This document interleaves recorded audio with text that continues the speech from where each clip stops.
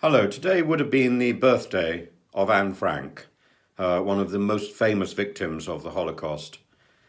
We don't really know when she died, we do know when she was born, and we do know how she lived, and at least how she lived the last years of her life in hiding with her family in an annex in Amsterdam.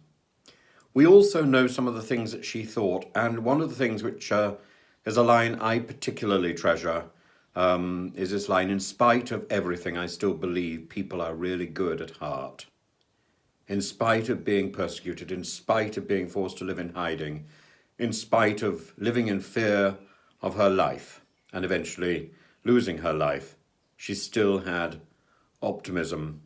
And it's something I think we can learn from Anne Frank. I think Anne Frank, the diary of Anne Frank, allows us to talk about the Holocaust to young people.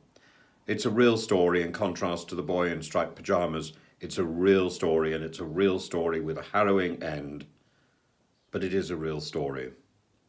And there is goodness in it, extreme and significant goodness.